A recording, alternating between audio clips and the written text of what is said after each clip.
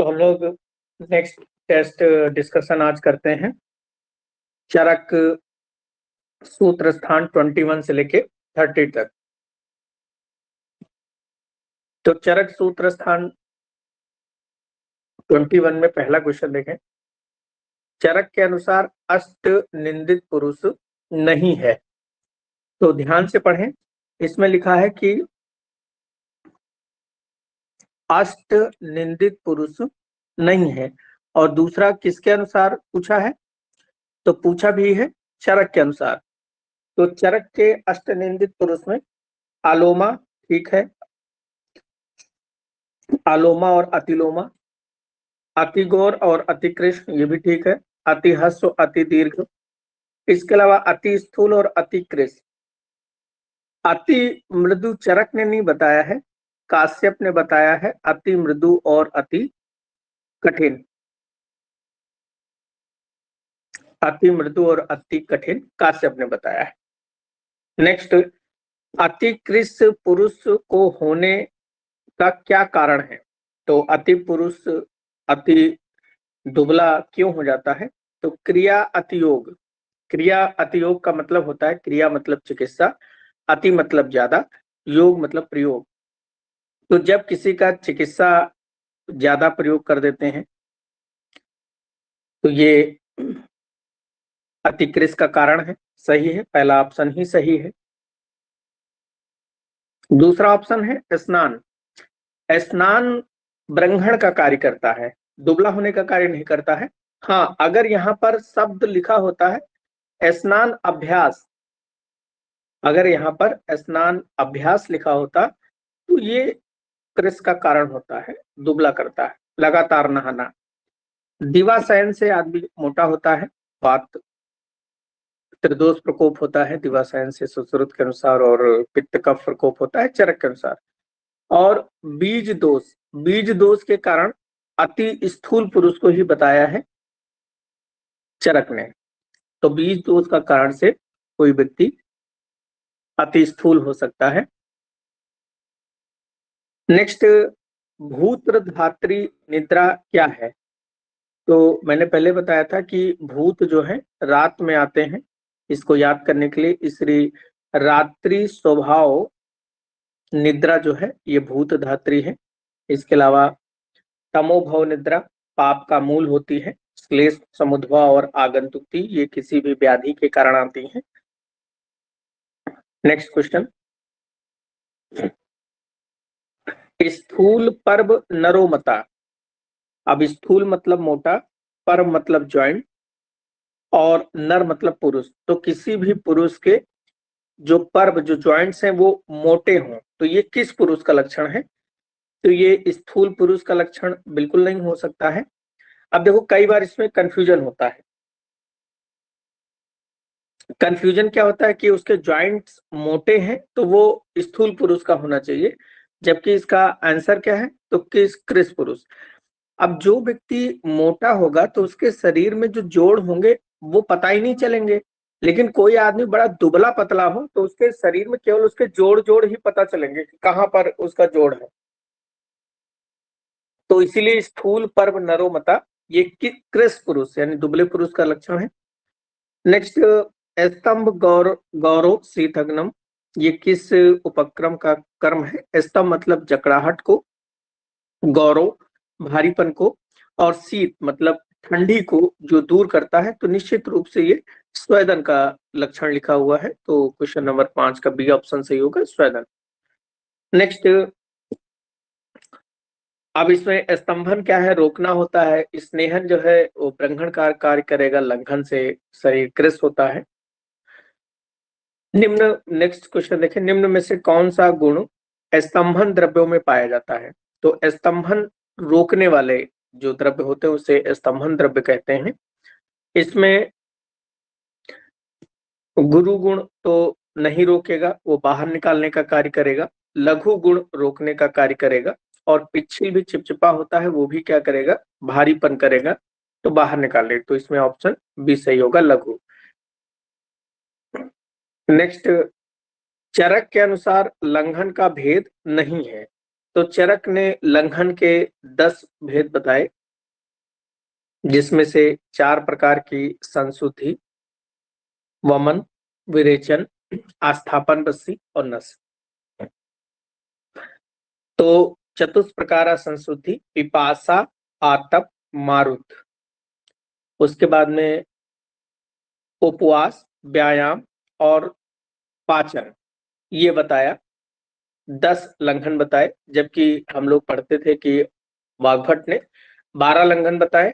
12 में से उन्होंने 2 भेद किए, संशमन और संशोधन। तो संशमन में उन्होंने, चरक ने तो पाचन बताया, लेकिन वाग्भट ने दीपन भी बता दिया, तो उनके 5 हो गए, सॉरी 7 हो गए। और संशोधन में चरक ने 4 प्रकार की शुद्धि बताई, वमन, विरेचन, आस्थापन, आस्थापन या निरूबस्ती और नस्य, जबकि वाग्भट ने रक्त मोक्षण को और ऐड कर दिया। तो वाग्भट के अनुसार जो लंघन होते हैं वो 12 प्रकार के होते हैं और चरक के अनुसार 10 प्रकार के होते हैं। तो इसमें चरक ने आतप बताया है, ठीक है, व्यायाम बताया, ये भी बताया, दीपन नहीं बताया। चरक ने क्या बताया? दीपन के स्थान पर पाचन बताया है, दीपन नहीं बताया। लेकिन अगर ये क्वेश्चन वाग्भट के अनुसार होता तो फिर लंघन का भेद वाग्भट ने दीपन बताया है। नेक्स्ट क्वेश्चन देखें।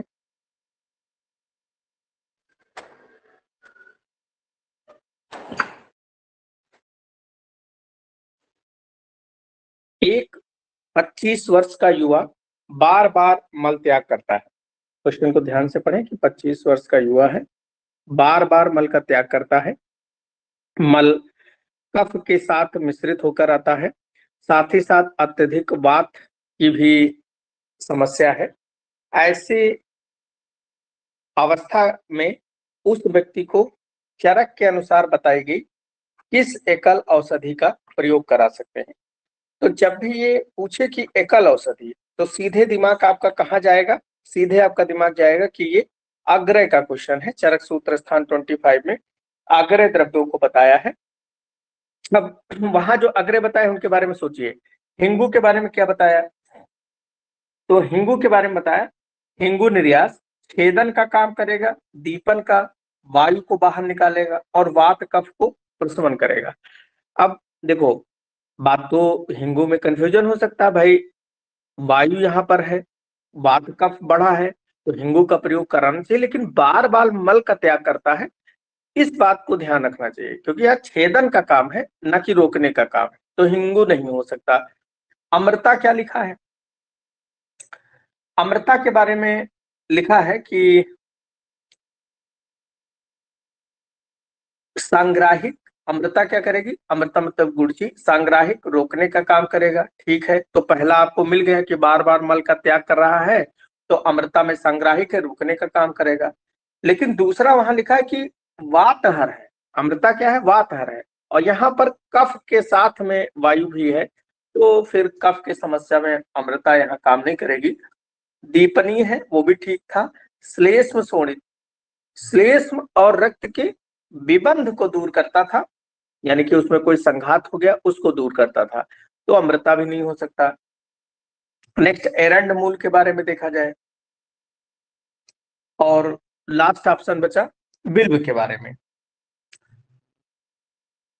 तो बिल्व क्या होता है? बिल्व संग्राहिक, रोकने का काम करेगा, दीपन यानी कि भूख बढ़ाएगा, वात कफ को शांत करेगा।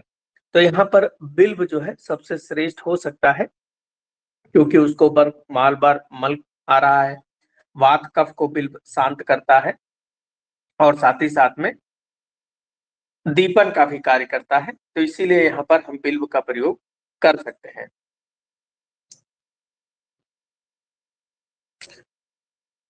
एरंड मूल क्या होता है? एरंड मूल वृषवात हराणाम होती है, तो उसका कोई विशेष यहाँ प्रयोग नहीं है, वृषता का कोई यहाँ प्रयोग नहीं करना है। नेक्स्ट क्वेश्चन देखें, अतिकृश व्यक्ति की चिकित्सा में क्या प्रयुक्त किया जा सकता है? शुक्ल वस्त्र धारण, तो ठीक है, सफेद कपड़ा पहनने से आदमी थोड़ा सा मोटा होता है, ये सही है।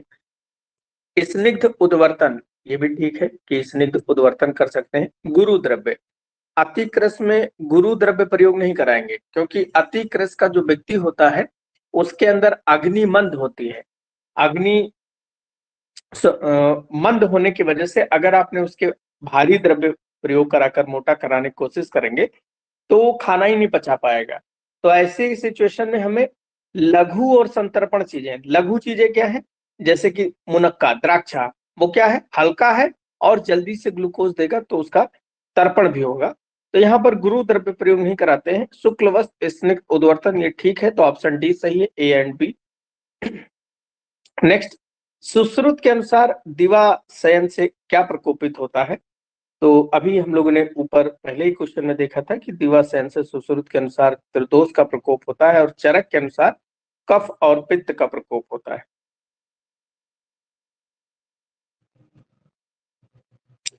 नेक्स्ट, वाग्भट के अनुसार रात्रि शयन निषिद्ध है। तो वाग्भट ने किन व्यक्तियों को रात्रि में सोना निषिद्ध बताया? देखो, ये साइंटिफिक क्वेश्चन भी है कि विष से पीड़ित जो व्यक्ति होते हैं उन्हें रात्रि में भी नहीं सोने देना चाहिए, क्योंकि अगर वो एक बार सो गए तो उनके अंदर की जो क्रियाएं हैं वो बहुत ही क्षीण अवस्था में पहुंच जाएंगी, तो उन व्यक्तियों की मृत्यु हो सकती है। तो विष अवस्था में पीड़ित व्यक्तियों को रात्रि शयन भी निषेध है, तो ऑप्शन ए सही है। नेक्स्ट, किस ऋतु में वात विकार या फिर सभी पुरुषों को भी लंघन कराया जा सकता है? तो कौन सी ऐसी ऋतु है जिसमें सभी पुरुषों को लंघन कराया जा सकता है? तो शिशिर ऋतु में सभी को लंघन करा सकते हैं और ग्रीष्म ऋतु में लिख लें सभी को ब्रंहण करा सकते हैं।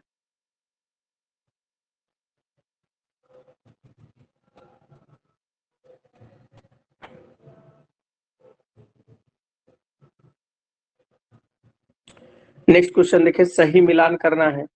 अब सही मिलान में देखें, मध्य बल वाले, अगर किसी व्यक्ति के अंदर जो दोष प्रकोप है वो दोष प्रकोप अगर मध्य बल वाले हैं तो उसमें हम क्या करेंगे? तो मध्य बल वाले में हम करेंगे पाचन। अगर प्रभूत श्लेष्म पित्त असमर्थ, बहुत ज्यादा कफ पित्त और मल प्रकोपित हैं, तो हम वहां पर सिंपल सा क्या करेंगे? शोधन करेंगे। अल्प वाले में, तो अल्प वाले में हमको करना है प्यास को रोककर और उपवास कराकर। और क्रव्याद मास रस वाले में हमको ये क्या करता है? ब्रंहण का कार्य करता है। तो इसमें देख लें, एक का बी, दूसरे का डी, तीसरे का ए, चौथे का सी, जहां पर ऑप्शन है तो ऑप्शन सी करेक्ट है। नेक्स्ट, तक्रारिष्ट प्रयोग करते हैं, तो किसमें तक्रारिष्ट का प्रयोग करते हैं? तो तक्रारिष्ट वैसे गृहिणी और अर्श रोगाधिकार में विशेष रोग जानते हैं, लेकिन स्थौल्य में भी तक्रारिष्ट का प्रयोग करते हैं। तो यहाँ पर ऑप्शन डी सही है, तीनों में तक्रारिष्ट का प्रयोग करते हैं। नेक्स्ट, अम्ल पित्त को उत्पन्न करने में श्रेष्ठ द्रव्य क्या है? तो अम्ल पित्त, ये भी चरक सूत्र स्थान 25 अग्र का ही क्वेश्चन है कि कुलत्थ अम्ल पित्त जनानाम, तो ऑप्शन सी सही है। नेक्स्ट, स्थूल पुरुषों का चिकित्सा सूत्र क्या है? तो स्थूल पुरुषों में एक तो अग्नि बढ़ी होती है, अग्नि बढ़ी है तो उसे शांत करने के लिए हमें गुरु द्रव्य खिलाने चाहिए, लेकिन चूंकि गुरु द्रव्य अगर उन्हें देंगे तो उनका संतर्पण, मोटापा और बढ़ सकता है, इसीलिए गुरु द्रव्य हो, लेकिन वो कैसे हो? अपतर्पण करने वाले। तो ऑप्शन बी ध्यान से देखें कि गुरु और अपतर्पण ऐसे लोगों को हम सेवन कराते हैं, क्योंकि जैसे जौ, जौ क्या होता है? भारी होता है, पचने में बहुत भारी है, लेकिन जौ वातवर्धक होता है तो वो मोटापा नहीं बढ़ाता है, मोटापे को कम करता है। जो मोटे अनाज होते हैं वो भारी होते हैं और अपतर्पण का कार्य करते हैं। नेक्स्ट क्वेश्चन देखें, चरक भाष्य के राइटर कौन है? तो चरक भाष्य के राइटर श्री कृष्ण वैद्य, ऑप्शन सी सही है। नेक्स्ट, प्रमीलक क्या है? संतर्पण जन है या अपतर्पण जन है? तो प्रमीलक संतर्पण जन्य भी होता है अपतर्पण जन्य भी है और साथ ही साथ में रक्तज विकार भी। तो इसमें ऑप्शन डी संतर्पण और रक्तज, अपतर्पण जन्य नहीं है, सॉरी। तो ऑप्शन डी सही है, संतर्पण जन्य और रक्तज विकार के अंतर्गत प्रमीलक होता है, अपतर्पण जन्य नहीं है। तो ऑप्शन बी नहीं होगा, ऑप्शन ए और सी सही होगा। नेक्स्ट, काश्यप के अनुसार अगस्त हरितकी का रोगाधिकार क्या है? तो काश्यप के अनुसार पूछा गया है, तो काश्यप के अनुसार वातज हलीमक रोगाधिकार होता है अगस्त हरितकी का, जबकि चरक ने काश में बताया इसे। नेक्स्ट क्वेश्चन देखें, शर्करा, पिप्पली, तैल, घृत, छौद्र को सम भाग में मिलाकर इनमें 2 गुना सक्तु मिलाकर किस व्याधि में प्रयुक्त किया जा सकता है? तो शर्करा, पिप्पली, ये सारी चीजें मधुर, पिप्पली भी मधुर विपाक की होती है, तैल, घृत, ये सब वात को शांत करने वाली होती हैं। तो जब ऊर्ध्ववात के बारे में हम पढ़ते हैं कि ऊर्ध्ववात जब वायु ऊपर की तरफ आने लगती है तो वहां पर इनको प्रयोग करने से वो शांत हो जाती है, तो ये ऊर्ध्ववात की चिकित्सा है। नेक्स्ट, प्रजापतिवाद किसने दिया है? तो मैंने इसको याद भी कराया था कि काका की प्रजा, तो कांकायन ने प्रजापतिवाद दिया था, काका की प्रजा। भरद्वाज ने कालवाद का प्रतिपादन किया था।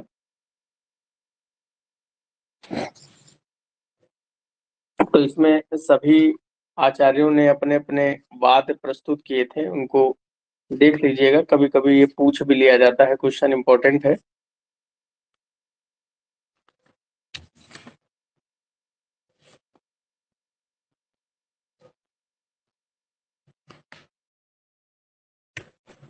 नेक्स्ट क्वेश्चन देखें,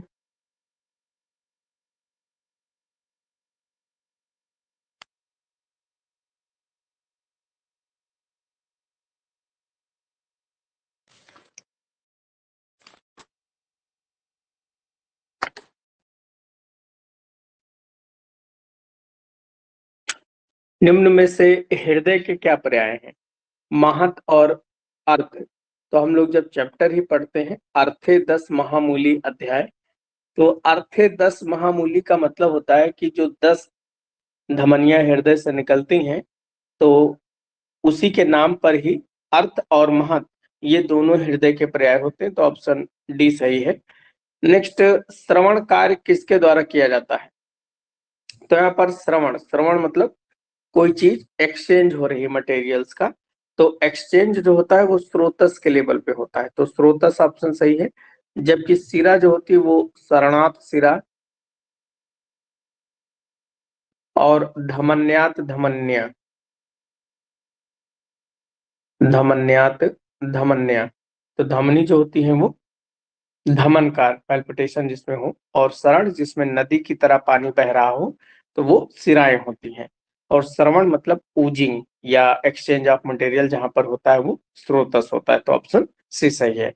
नेक्स्ट, निम्न का सही मिलान करें। तो इसको भी मैंने बताया था कि वीर बल वर्धना नाम, तो बीरबल से याद करें, वीर जो है वो बल बढ़ाएगा। प्राण वर्धना नाम उत्कृष्ट वाला, तो प्राण तभी बढ़ेंगे जब कोई अहिंसा करेगा, किसी को मार दोगे तो उसका प्राण तो नष्ट हो जाएगा, तो बी का दूसरे का ए। और हर्षणा नाम, तो हर्ष आपको तभी प्राप्त होगी जब तत्व का ज्ञान हो जाएगा। और अयना नाम मतलब ब्रह्मचर्य, ब्रह्मचर्य का आयन का मतलब होता है मार्ग, तो ब्रह्मचर्य का मार्ग जो है वो सभी मार्गों में श्रेष्ठ होता है। तो ये सही मिलान देख लें, इसमें से पहले का सी, तो पहले का सी केवल एक ही ऑप्शन में है, बी वाले में। नेक्स्ट देखें, ज्ञान विज्ञान इंद्रिय अर्थ बल समुदय किस आयु का लक्षण है? तो जब आपके शरीर में ज्ञान, विज्ञान और इंद्रियां जो है वो अपने अर्थों से सही से संपर्क स्थापित करती हैं बल समुद्भवे, तो ये आयु जो सुख आयु होती है, क्योंकि ज्ञान विज्ञान, मैंने बताया था कि सुख आयु जो होती है वो अपने के लिए होते है, स्वयं के लिए। तो ज्ञान विज्ञान इंद्रिय अर्थ, ये एक किसी इंडिविजुअल व्यक्ति की बात की गई है, जबकि हितायु जो होती है वो पूरे सोसाइटी के लिए, जो अच्छा आप सोचते हैं। तो ऑप्शन ए सही है, सुख आयु। नेक्स्ट, आयुर्वेद शाश्वत होने का कारण, तो अनादिकाल से चला आ रहा है, सही है। स्वभाव संसिद्धि, आज भी इसके अपना जो बेसिक है सब कुछ वैसा ही, स्वभाव संसिद्धि। भाव स्वभाव नित्य, और इसके अंदर जो अर्थ है वो हमेशा के लिए नित्य है, तो ऑप्शन डी सही है, ऑल। नेक्स्ट, आचार्य चरक ने कौमार भृत को किस स्थान पे रखा है? तो चरक ने जिस स्थान पे रखा उसके एक पहले जो है सुश्रुत ने रखा है। तो चरक ने छठे स्थान पे रखा है और सुश्रुत ने 5वें स्थान पे रखा है। काश्यप ने पहले स्थान पे रखा है। नेक्स्ट, किसी भी शास्त्र को समझकर अपने अर्थों में समझाने को क्या कहते हैं? तो वाक्यशाह। वाक्यशाह मतलब क्या होता है कि से लिखा है, जैसे मैंने श्लोक पढ़ा और उस श्लोक को आपको वैसे बता दिया, तो वो क्या होता है? वो होता है वाक्यशाह। फिर उसके बाद अर्थ अवयोशाह। अर्थ अवयव, तो आपने उस वाक्य के अर्थ को समझा, समझने के बाद में आपने चीजों को कंठस्थ किया, अपने शब्दों में समझना, अर्थ अवयोसा। और उसको क्या किया आपने? दूसरे को समझाया। जैसे मैंने ये बताया कि शरणार्थ सिरा का मतलब ये हुआ कि जैसे नदी में पानी बहता हो तो वैसे ही सिराओं में रक्त बहता है। तो नदी में पानी बहना, ये मैंने अपने अर्थ को बता के आपको समझाया। तो अर्थ अवयोसा ये कहलाता है कि अपने शब्दों में समझाना। जबकि वाक्य अर्थ सा, तो वाक्य सा वैसे ही पढ़ना और वाक्य के अर्थ को केवल बता देना, तो वो वाक्य अर्थ सा है। जैसे शरणार्थ सिरिया, मैं बताऊं कि पानी जैसे शरण हो रहा है, तो ये वाक्य का अर्थ मैंने बता दिया, लेकिन उसको अपने शब्दों में बताना अर्थ अवयोसा है, तो ऑप्शन बी सही है। नेक्स्ट, निम्न में से एक देशिक नहीं है, तो 6 एक देशिक का वर्णन चरक सूत्र स्थान 30 में मिलता है। पाल, विकोपता, दंभ, अज्ञे, छद्मचर। तो इसमें छद्मचर जो है ये वैद्य की 3 प्रकार के जो वैद्य बताए गए थे, छद्मचर, प्राण अभिसर और सिद्ध साधित, तो ये वैद्य के 3 भेद हैं, एक देशिक का भेद नहीं है। नेक्स्ट, कंठस्थ भूत लोकस्य किस वैद्य के लिए कहा जाए? कंटक मतलब कांटे के समान, भूत मतलब जो प्राणी है, और लोक मतलब संसार के लिए, तो इस संसार के लिए वह कांटे के समान होता है, तो ऐसे वैद्य रोग अभिसर वैद्य कहते हैं। तो ऑप्शन बी सही, प्राण अभिसर जाते हुए लेके आए, जीवित अभिसर जाते हुए प्राणों को ले आए, सिद्ध साथी जो दूसरे के नाम का इस्तेमाल करे, जबकि रोग अभिसर वैद्य जो होता है वो इस संसार के लिए कांटे के समान है। नेक्स्ट, अष्टांग हृदय ने 10 प्राणायतन को 10 जीवित धाम शब्द प्रयोग किया है, तो ऑप्शन सी सही, जीवित धार नहीं, जीवित धाम। नेक्स्ट क्वेश्चन नंबर 32 देखें। मत्स्य वत्स, यानी कि मछली की जो वसा होती है, चर्बी होती है, तो उसमें कौन सी मछली जो होती है वो सबसे अहितकर वसा होती है? तो मत्स्य वत्स में कुंभीर वसा जो होती है वो सबसे बेकार होती है। नेक्स्ट उसके आगे देखें, फिर से क्वेश्चन है, सही मिलान करें, और जैसा इस पेपर में भी आपको मिल रहा है सही मिला वैसे ही मिलते रहेंगे। अच्छा, इसमें मत्स्य वत्स वाले में ये लिख लेंगे कि चुल्लकी की वसा जो है ये हितकर है और अहितकर कुंभीर वसा।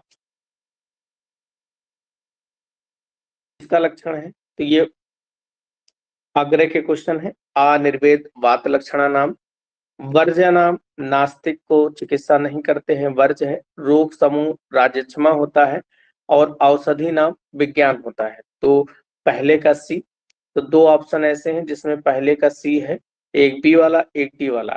फिर दूसरे का सही है डी, तो दूसरे का डी, दोनों में ही दूसरे का डी सही है, तो अभी और आगे बढ़ना पड़ेगा। तीसरे का ए सही है, तो तीसरे का ए जो सही मिलेगा वो ऑप्शन डी में मिलेगा। ऑप्शन डी सही है। नेक्स्ट क्वेश्चन नंबर 34, गर्भधारण है चरक के अनुसार श्रेष्ठ घटक क्या है? तो ये भी चरक सूत्र स्थान 25 अग्रय का क्वेश्चन है। सौमनस से गर्भधारणा, सौमनस मतलब आपको मैथुन के पूर्व एक दूसरे से प्रेम होना चाहिए, तभी जो है गर्भधारण होगा। नेक्स्ट, ग्लपति किसका कर्म है? तो पिट्याक साग जो होती है वो ग्लपति ग्लानी का कार्य करती है। ऑप्शन ए सही है। जबकि सरसप साग जो है सबसे अहितकर होती है और जीवंती साग जो है हितकर होती है। नेक्स्ट, धान्य पंचक का उल्लेख भाव प्रकाश ने किया है। ऑप्शन बी सही है। जबकि धान्य के बारे में सूकदान सिम्बिधान चरक ने 2 ही बताए हैं। सुश्रुत ने सूकधान सिम्बिधान और क्षुद्र एक धान 3 धान बताए हैं सुश्रुत ने, जबकि भाव प्रकाश ने धान पंचक का वर्णन किया है। नेक्स्ट, नांदी मुखी और मधुली आचार्य सुश्रुत ने किस धान के अंतर्गत इनको रखा है? तो नांदी मुखी और मधुली जो है ये कुधान्य है। सूक सिम्बी और कुधान ये 3 धान बताए हैं सुश्रुत ने। नेक्स्ट, कफ शुक्र अम्ल पित्त नुत, कफ शुक्र अम्ल पित्त को, तो कफ को शुक्र को अम्ल को पित्त को नष्ट करने वाला क्या होता है? तो ये राजमास। नुत मतलब बढ़ाने वाला होता है, नष्ट करने वाला नहीं होता है। तो कफ शुक्र अम्ल पित्त को बढ़ाने वाला राजमास होता है। नेक्स्ट, अत्य अग्नि नाशक क्या है? मधुर पारावत, कटु पारावत। पारावत का मतलब होता है, देखो पारावत मतलब कबूतर भी होता है और पारावत का मतलब अमरूद भी होता है। तो यहाँ ये पूछा गया है कि कौन सा अमरूद जो है अति अग्नि ज्यादा अग्नि को नष्ट करता है? तो ये अम्ल पारावत, ऑप्शन डी सही है। अम्ल पारावत अति अग्नि नाशक होता है, खट्टा अमरूद।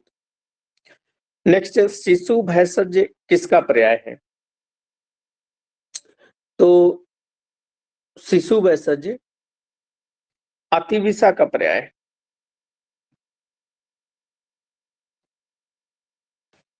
शिशु भैषज अतिविषा का पर्याय होता है।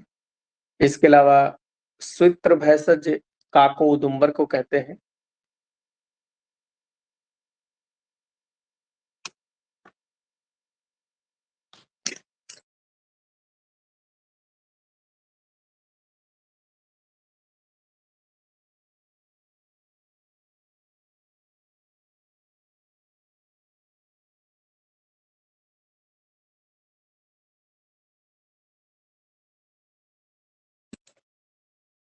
लोध्र को लिख लें, अच्छी भैषज है, अच्छी भैषज लोध्र है। शिशु भैषज अतिविषा है और रसांजन जो होता है वो बाल भैषज। तो हमेशा कंफ्यूजन होता है शिशु भैषज और बाल भैषज में। तो अतिविषा शिशु है और रसांजन बाल भैषज है। काकोदुम्बर स्वित्र भैषज है और लोध्र अच्छी भैषज है और आहार को महाभैषज और सुंठी को विश्व भैषज कहते हैं। सुंठी विश्व भैषज।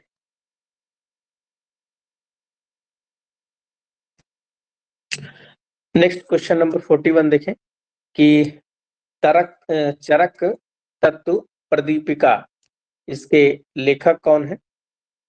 तो चरक तत्व प्रदीपिका दास सेन, रिसेंट की बुक है ये, 18वीं-19वीं शताब्दी की ही है। नेक्स्ट, वैशेषिक दर्शन के अनुसार गुणों की संख्या कितनी होती है? तो वैशेषिक दर्शन ने गुण 17 ही बताए हैं, जबकि चरक ने गुणों की संख्या 41 बताई है।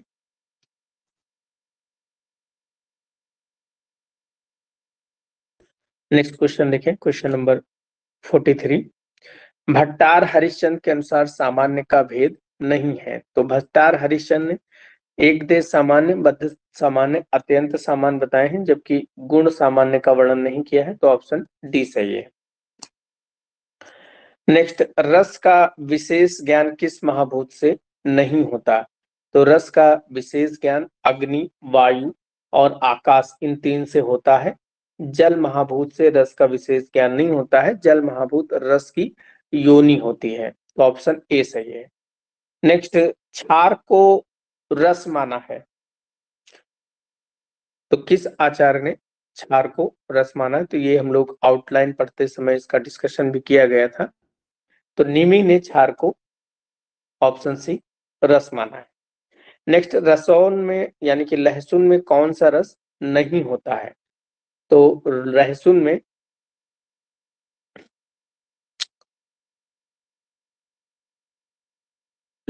में अम्ल नहीं होता, ऑप्शन बी। जबकि आंवले में लिख लें कि आंवले में लवण नहीं होता। आंवला और हरितकी में लवण नहीं होता, जबकि रसों में अम्ल नहीं होता। ये तीनों पंचरस वाले द्रव्य होते हैं। नेक्स्ट, उष्णतम रस क्या होता है? तो उष्णतम अम्ल होता है। लवण, लवण के बाद में कटु और कटु से ज्यादा अम्ल उष्णतम होता है। लक, तो लवण, लवण के आगे कटु, कटु के आगे अम्ल सबसे ज्यादा उष्ण होता है। नेक्स्ट, अम्ल रस में चरकानुसार कौन सा गुण होता है? तो अम्ल रस जो होता है ये चरक के अनुसार लघु होता है, जबकि अम्ल स्निग्ध होता है, लघु होता है। नेक्स्ट, अनियत विपाकवाद को मानने वाले कौन से आचार्य हैं? तो योगेंद्र नाथ सेन जो है ये यथारस विपाकवाद को मानते हैं, जैसा रस वैसा विपाक। जबकि शिवदास सेन अनियत विपाकवाद को मानते हैं। तो ऑप्शन बी सही है। चरक त्रिविध विपाकवाद को मानते हैं और सुश्रुत द्विविध विपाकवाद को मानते हैं। द्विविध में गुरु लघु, चरक का तीन जो है मधुर, अम्ल और कटु विपाक। नेक्स्ट, त्रिविध विपाकवाद का आधार क्या है? तो त्रिविध विपाकवाद का आधार सिंपल सा है, त्रिदोषवाद ही है। कौन सा दोष किस विपाक में बढ़ता है? तो मधुर में कफ, अम्ल में पित्त और कटु में वायु बढ़ती है, त्रिदोषवाद है। नेक्स्ट, चरक के लघु गुरु वीर के स्थान पर सुश्रुत ने कौन सा वीर्य माना है? तो सुश्रुत ने विशद और पिच्छिल, ये दोनों गुरु और लघु को नहीं बताया। तो ऑप्शन बी सही है। नेक्स्ट, मध्यम वीर की औषधियों के उदाहरण क्या है? तो वीर के आधार पर चक्रपाणि ने औषधियों को तीन विभागों में बांटा। जिस तीक्ष्ण वीर में शुंठी बताया, जिसका सेवन जो है 1 तोला की मात्रा में। मध्यम वीर में उन्होंने अग्निमंथ और बिल्व बताया, अग्निमंथ और बिल्व जिसकी मात्रा 2 तोला में है। और आमलक वगैरह को मृदु पूर्क बताया, जिसकी मात्रा 4 तोला में।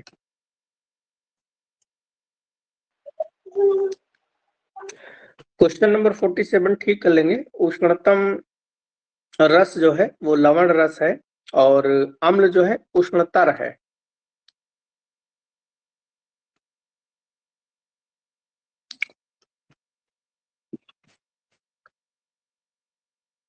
नेक्स्ट उसके आगे देखें, क्वेश्चन नंबर 53 देखें। कुर्वन्ते सा काला रिक्त स्थान की पूर्ति करें। तो इसमें भी 3-4 श्लोक थे जो यथा कुर्वन्ते, यद कुर्वन्ते, यत्र कुर्वन्ते। तो ये बहुत इंपॉर्टेंट श्लोक है, छोटे छोटे हैं, इनसे अक्सर क्वेश्चन पूछ लिए जाते हैं। तो कुर्वन्ते सा काला, तो यदा मतलब जब कार्य किया जाता है तो उसे काल कहते हैं। यत्र कुर्वन्ते अधिकरण होता है, एन कुर्वन्ते वीर्य होता है और यथा कुर्वन्ते जो होता है वो उपाय होता है। तो यथा के आगे उपाय लिख लें, एन के आगे वीर्य लिख लें और यत्र में अधिकरण।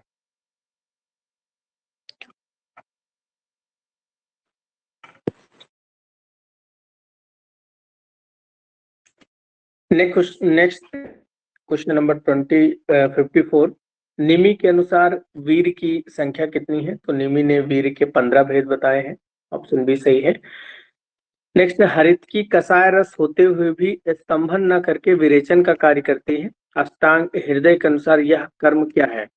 तो हरित की कसाय रस स्तंभन करता है, लेकिन वीर हरित की का उष्ण, इसलिए विरेचन का कार्य करती है। इस क्रिया को उन्होंने विचित्र प्रत्यारब्ध कहा है। अष्टांग हृदय सूत्र स्थान 9 में इसका वर्णन किया गया है, विचित्र प्रत्यारब्ध। नेक्स्ट, सूल प्रशमन महाकषाय में कौन सा द्रव्य नहीं है? तो सूल प्रशमन महाकषाय में एक तो सदूषण, पिपली, पिपली मूल, चब्र, चित्रक और शुंठी होता है, तो ऑप्शन ए ठीक है, ये होता है। अजमोदा है, गंडीर है, ये भी ठीक है। हिंगू निर्यास नहीं होता, हिंगू निर्यास। नेक्स्ट, गुड़ची का वर्णन किस महाकषाय में नहीं है? तो चरक ने गुड़ची का वर्णन ज्वर महा नहीं बताया है, बाकी तृप्तग्न, स्तन शोधन और तृष्णा अधिग्रहण में बताया है, तो ऑप्शन ए सही है। नेक्स्ट, आचार्य चरक ने कितने रोगा का वर्णन किया है? तो रोगानीक मतलब रोगों का समूह, तो ऑप्शन डी 10 रोगानीक का वर्णन चरक ने किया है। नेक्स्ट, चरक के अनुसार माक्षिक मधु का वर्ण क्या होता है? तो माक्षिक मधु जो होता है वो तैल वर्ण का होता है, ऑप्शन बी सही है, पिंगल वर्ण का होता है। नेक्स्ट, अष्टांग संग्रह के अनुसार चक्षु आदि इंद्रियों में होने वाले दाह को क्या कहते हैं? तो चक्षु आदि इंद्रियों में जो दाह, बर्निंग सेंसेशन होती है, उसे दवथु कहा जाता है, ऑप्शन बी सही है। नेक्स्ट, अनुपान हेतु क्षीर श्रेष्ठ है?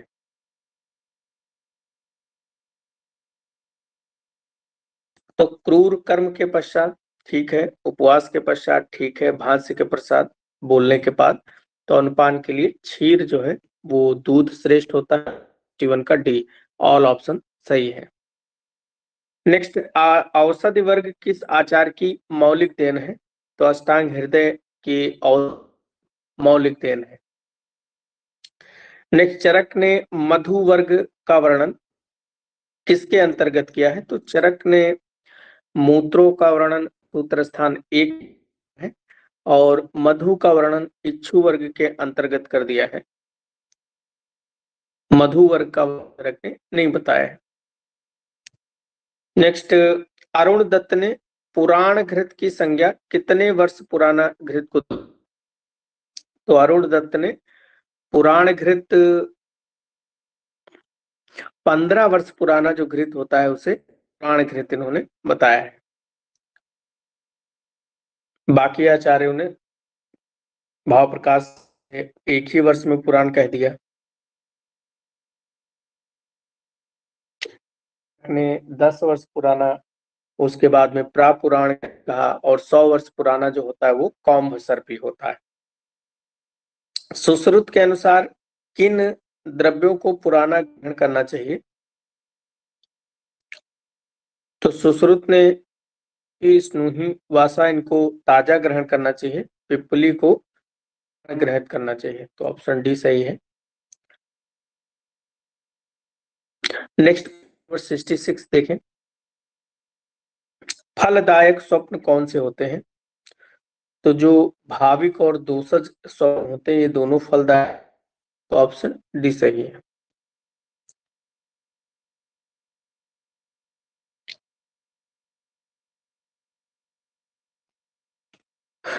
इच्छु विकारों में अहितकर क्या है? तो इच्छु मतलब गन्ने के रस से बनने वाली चीजों में अहितकर पाणित होता है और हितकर शर्करा होती है। नेक्स्ट, श्लेष्म पित्त प्रशमन क्या होता है? तो मधु और दुरालभा दोनों कफ और पित्त शामक होते हैं, अग्रय का क्वेश्चन है, ऑप्शन सी सही है।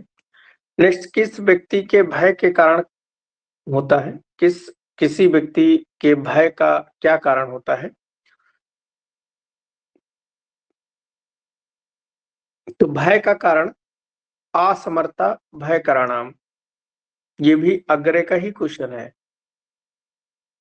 सुश्रुत चरक का है, चरक सूत्र स्थान 25, अग्रे असमर्थता भय कराणाम।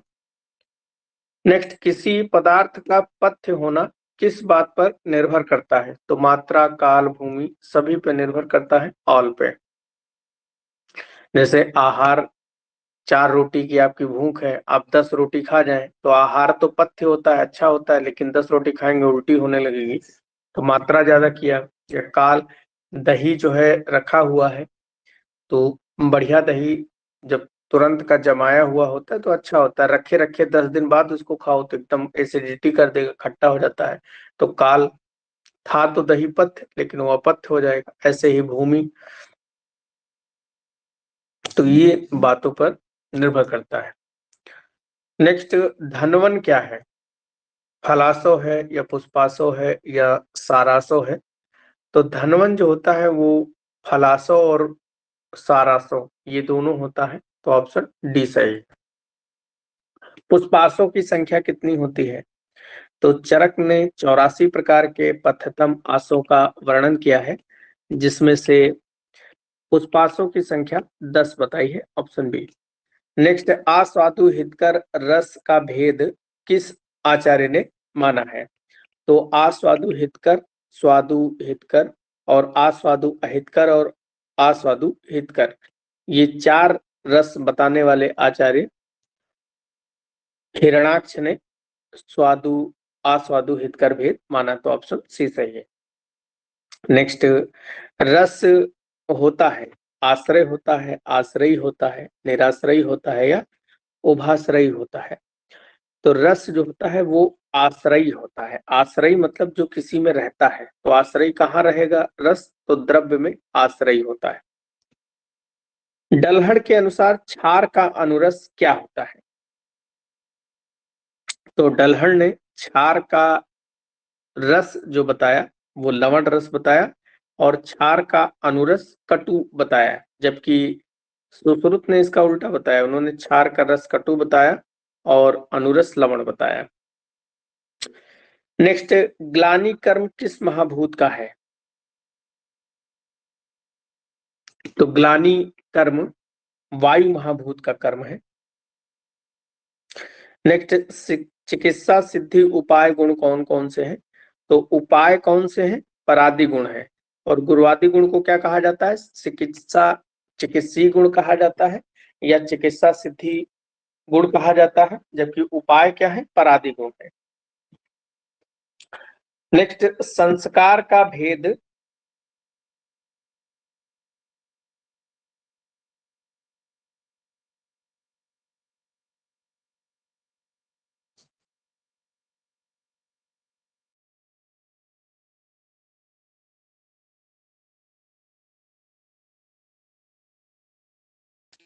तो संस्कार के 3 भेद होते हैं, वेग, भावना और स्थिति स्थापक। सीलन जो है अभ्यास का भेद होता है। सीलन अभ्यास का भेद होता है, सीलन और सतत क्रिया।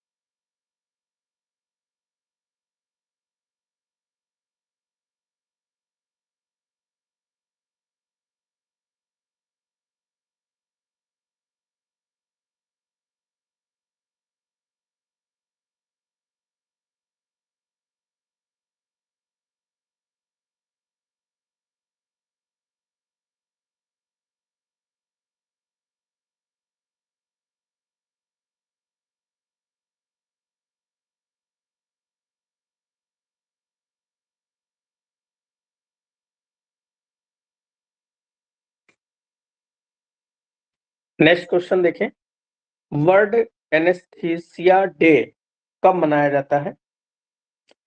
तो 16 अक्टूबर को मनाया जाता है।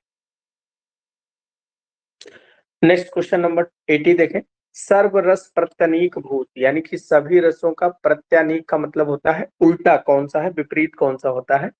तो लवण रस सभी रसों का प्रत्यनीक होता है, ऑप्शन ए सही है। नेक्स्ट, विपाक प्रभाव से पुंसवत उपहंती रस कौन सा होता है? तो विपाक प्रभाव से पुंसवत उपहंती कटु रस होता है, जबकि क्षार जो होता है वो पुंसवत उपहंती होता है। नेक्स्ट, जो व्यक्ति सुअर आदि का मांस खाकर उष्ण वस्तुओं का सेवन करता है तो उसे किस प्रकार का विरुद्ध कहते हैं? तो ये क्या है, सुअर मांस खाना ये एक परिहार है, तो ऐसे को परिहार विरुद्ध कहते हैं। तो 82 का ऑप्शन ए सही होगा। जबकि मधु शहद का सेवन करके उसके बाद में उष्ण वस्तुओं का सेवन करना उपचार विरुद्ध कहलाएगा। तो परिहार और उपचार में अक्सर कंफ्यूजन होता है, तो उपचार मधु आदि उष्ण वस्तुओं के सेवन करने के बाद में उष्ण वस्तुओं का सेवन करना, और परिहार में किसी मांस आदि को खाके। नेक्स्ट, स्तन शोधन रस सबसे प्रधान तिक्त रस होता है, ऑप्शन बी। नेक्स्ट, दृष्टि और शुक्र का नाश करने वाला होता है, तो दृष्टि और शुक्र को नष्ट करने वाला क्षार होता है। नेक्स्ट, योग रत्नाकर के अनुसार मांस इंद्री का प्रयोग अर्बित व्याधि में करते हैं, मांस इंद्री का प्रयोग, ऑप्शन बी सही है। सुश्रुत के अनुसार विरेचन द्रव्य 5 भौतिक संगठन क्या है? तो विरेचन द्रव्यों का 5 भौतिक संगठन, चूंकि विरेचन में भारी पृथ्वी और जल दोनों होने चाहिए, ऑप्शन सी सही है। नेक्स्ट, निम्न में से उभय गुण नहीं है। उभय गुण, उभय गुण वो गुण होते हैं जो इंद्री से उनको स्पर्श भी है, तो इसमें संख्या उभय गुण है जो सभी में पाया जाता है, परिणाम भी है, प्रयत्न भी है, विभाग नहीं है। तो 5 हम लोगों ने पढ़े थे जो सभी में थे, संख्या, परिणाम, प्रयत्न, तो ये तीनों गुण जो है उभय गुण होते हैं, विभाग नहीं है। नेक्स्ट क्वेश्चन नंबर 88 देखें, अति इंद्रिय गुण है, अति इंद्रिय वो गुण जिसे इंद्रियों के द्वारा ना जाना जा सके, तो ये होता है अधर्म। संयोग, विभाग और इच्छा ये इंद्रियों के ही गुण। नेक्स्ट, सूक्ष्म आसु गुण किस की मौलिक देन है? तो सूक्ष्म और आसु गुण ये भाव प्रकृति की मौलिक देन है, option D. Next, percentage of water in human body, तो ह्यूमन बॉडी में वाटर का 70% होता है। नेक्स्ट, अग्नि महाभूत वर्ण क्या होता है? तो अग्निभूत भास्वर शुक्ल होती है, option D. Next, the component of which fight against infection is, तो ये प्रोटीन होता है जो इन्फेक्शन के खिलाफ लड़ता है, तो 92 का सी। वैसे विटामिन ए भी होता है। नेक्स्ट, प्रभाकर ने पदार्थ के कितने भेद बताए हैं? तो प्रभाकर ने पदार्थ के 8 भेद बताए हैं, ऑप्शन डी सही है। नेक्स्ट, सूर्यमंडल और पृथ्वी के मध्य पाए जाने वाले जल को ये सुश्रुत ने क्या कहा है? तो सुश्रुत ने सूर्यमंडल और पृथ्वी के बीच पाए जाने वाले जल को मरीचि कहा है। जो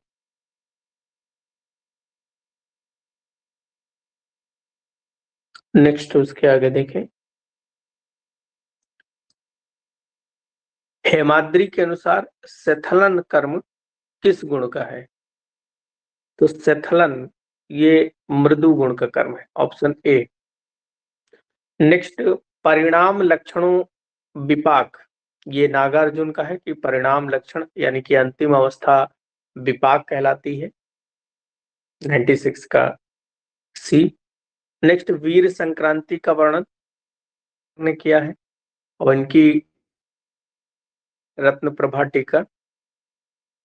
नेक्स्ट 98 देखें, द्रव्य गुण के 6 अंग में से क्या नहीं है?